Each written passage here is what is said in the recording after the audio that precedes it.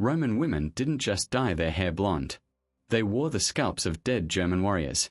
Imagine sitting in a Roman salon, watching a slave lower a wig onto your head, hair that once belonged to a woman screaming on a battlefield. That golden glow wasn't beauty. It was conquest, a trophy from the grave. The richer the Roman, the darker the secret hidden beneath those curls. What happened to the women who lost their hair? And why did even empresses refuse to remove their wigs at night? The full story. Think about the last time you woke up with a stiff neck. Maybe you groaned. Maybe you stretched. Maybe you took something for the pain. Now, imagine waking up like that every single day. Not because you're sick. Not because you're old. But because that's just what normal felt like. What if pain wasn't a warning sign? What if it was simply the price of being alive? In the Middle Ages, people didn't complain about aching backs or rotting teeth. They didn't have words for chronic pain or migraine. They had work to do. And their bodies were expected to hurt. So before we step into that world, take a moment. If you're new here, hit subscribe. And if you enjoy digging into the darker corners of history, go ahead and like this video. It helps Little Historical keep telling these stories. Because today, we are asking a strange and uncomfortable question. What pain was so ordinary in medieval daily life that no one even called it suffering, is haunting? Click the link in the description to watch the complete video on Little Historical. You'll never see blonde the same way again. You probably believe that sleep is supposed to heal the body, that rest is meant to reset the clock, washing away yesterday's aches in a long stretch of darkness. For us, that is true. For them, it was a lie. The medieval bed was not a place of recovery. It was a wooden frame holding a sack of straw that had been slept on, sweated on, and emotionally given up on years ago. Imagine lying down on a surface that never truly conforms to your shape. The straw pokes through the thin fabric like tiny needles, scratching the skin with every small shift of your weight. If the straw was fresh, it scratched. If it was old, it had collapsed into strange, lumpy shapes that seemed to target your spine with surgical precision. And because the mattress was rarely thick, you could feel the cold rising from a dirt floor below, seeping into your bones long before the sun even thought of returning. The body was not resting. It was surviving the night.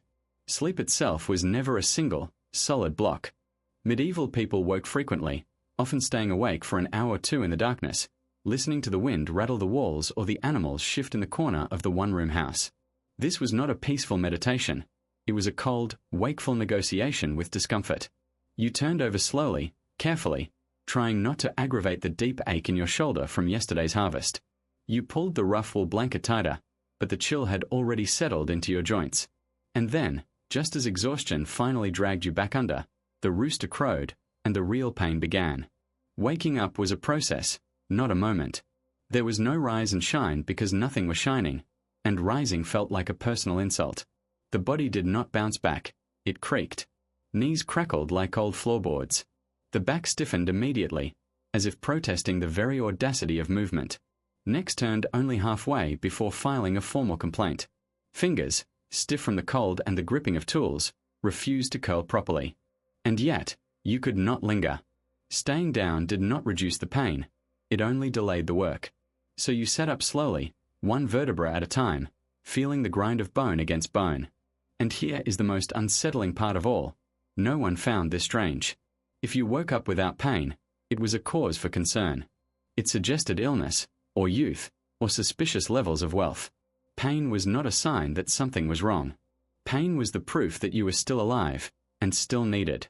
There was no concept of chronic pain because all pain was chronic. The only real question was whether you could still stand up and keep going. And as you placed your bare feet on the frozen dirt floor, you already knew the answer. You had to, because the fields were waiting. And so the morning begins, not with a deep breath or a grateful stretch, but with a slow, shuffling acceptance of the body's complaints. You stand, finally, and your back has already registered its protest. But before you can even think about the day's labor, your mouth reminds you that it has been suffering all night, too. Open your jaw, just a little. Feel that dull, throbbing pulse somewhere deep in the left side of your lower teeth. It has been there for months, maybe years. You cannot remember a time when it was not there. That is the first thing you need to understand about medieval tooth pain. It was not an emergency. It was a lifestyle. Almost everyone had at least one tooth that hurt constantly, throbbed randomly, or flared up whenever the weather changed. And in medieval life, the weather was always changing. Dental hygiene as a concept did not exist. There were no toothbrushes, no pastes, no powders that actually worked. Teeth were cleaned accidentally, usually by chewing coarse bread that scraped the enamel like sandpaper. Sugar was not the enemy yet. Survival was. Cracked teeth, worn enamel, exposed nerves. These were not misfortunes. They were simply what happened when you used your mouth for 40 years of grinding gritty bread and clenching against the cold. Cavities formed slowly, quietly, and then announced themselves dramatically, usually in the middle of the night when pain has the most personality. Infection was frequent. Abscesses swelled under the jaw, pushing the skin outward until your face looked permanently annoyed on one side. The pain radiated into your ear, behind your eye, deep into your skull. And yet, you carried on, because stopping work due to dental pain was considered deeply impractical. You could still walk. You could still lift things. Therefore, you were fine. When the pain became unbearable, there were treatments, if you could call them that. Herbs were chewed. Cloves were held against the aching tooth, offering a numb, fleeting relief. Alcohol was applied generously, both to the mouth and to the person, but it never lasted long enough. And then came the barber, the blacksmith, or anyone confident enough to own a pair of pliers. Extraction was an option. Anesthesia consisted of holding still and rethinking every choice that led you to this moment. Sometimes the tooth came out cleanly. Sometimes it shattered, leaving sharp fragments embedded in the gum. Sometimes the infection spread, and the pain only deepened. This was viewed as unfortunate, but not shocking. Medical risk was part of the experience. Complaining did not improve outcomes. So you learned to eat on one side of your mouth, to avoid certain textures, to accept that sharp jolts of pain were just part of chewing. Meals were not about pleasure. They were about survival and careful positioning. And as you lift that first piece of bread to your lips, you already know, today, your teeth will hurt. Tomorrow, they will hurt again. And you will never, not once, ask for sympathy. Because in this world, a full set of pain-free teeth was a fantasy for children and the wealthy. For everyone else, the mouth was simply another battlefield. And the war never ended. It only paused long enough for you to swallow and stand back up, because now your feet have something to say. And so you stand, pushing yourself up from the low stool or the cold floor, and immediately your feet remind you that they have been carrying you through a life that offers them no kindness. Look down for a moment. Imagine your feet without arch support, without cushioning, without socks that wick away moisture. Imagine them wrapped in thin, stiff leather that has been patched so many times it barely resembles a shoe anymore. That is what medieval footwear looked like, if you were lucky enough to own any at all. Many people walked barefoot through mud, stone, frozen ruts, and thorny fields from childhood to old age. And here is the quiet horror of it. The pain in your feet never stopped. It just changed shape. Blisters were not an injury. They were a constant. They formed, burst, scabbed over, and reopened in a neat, endless cycle that lasted for decades. The skin on the soles of your feet would thicken into leathery calluses, but calluses only protected against some things. A sharp flint buried in the dirt could still slice through. A piece of broken pottery hidden in the hay could still find the tender flesh between your toes. You would feel the sting, look down, see blood mixing with mud, and then keep walking because stopping was not an option. Cuts were cleaned with nothing more than a splash of water, if that. Infection was a risk that everyone accepted, a slow, hot swelling that might fade on its own or might creep upward, turning your foot into a throbbing, angry thing that you could no longer ignore. But even then, you would try. You would limp, favoring the good foot, shifting your weight in a way that threw off your entire posture, creating new pains in your hips and knees just to keep the old one from stopping you entirely.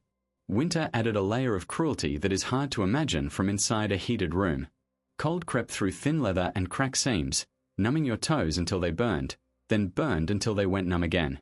You would not realize you had frostbite until later, when the feeling returned as a deep, gnawing ache that never quite left. Some toes turned black and simply fell off. Others stayed, but deadened, becoming strange, lifeless stumps that you could stub against a rock and feel nothing. Losing a toe was not a tragedy. It was a milestone. Limping through winter was normal. Limping permanently was just adulthood. And yet, medieval people walked constantly. To the fields, to the market, to the church, to the next village. There was no alternative. If your feet failed, your life shrank instantly. So you endured. You adjusted your gait. You learned to step on the parts of your foot that hurt the least. You stopped reacting to the sharp jabs and the dull aches because reacting wasted energy.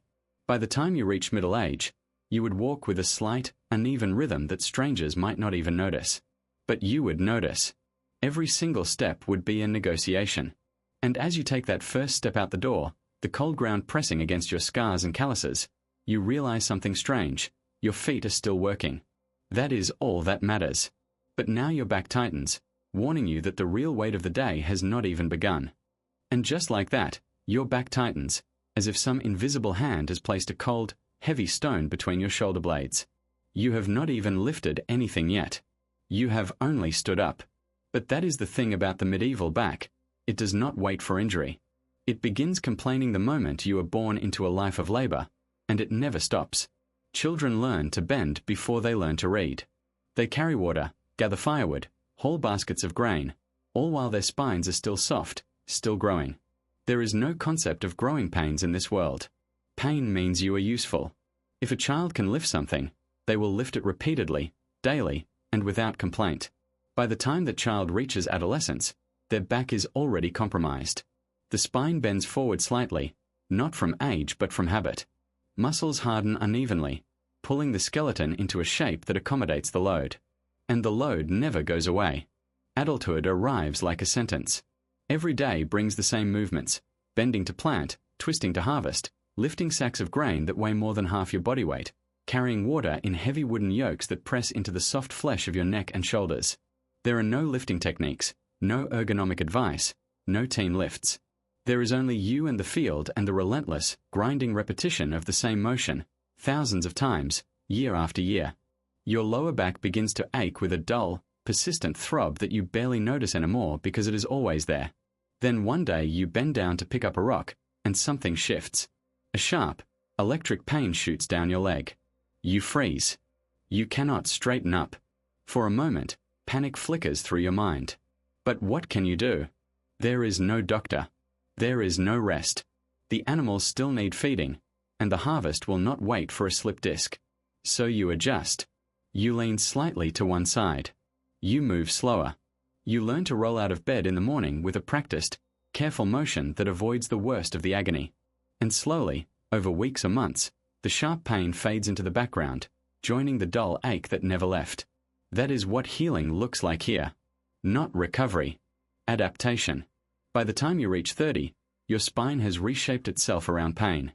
You are hunched, not from old age but from years of protecting the parts that hurt the most.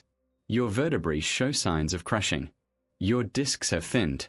Every time you stand up straight, it feels like a small rebellion against a body that has long since surrendered. And yet, no one calls you disabled. No one gives you lighter work. Because in this world, a straight, pain-free back is not the goal. Function is. If you can still carry, bend, and work, even slowly, you are considered healthy. The back pain is not a condition.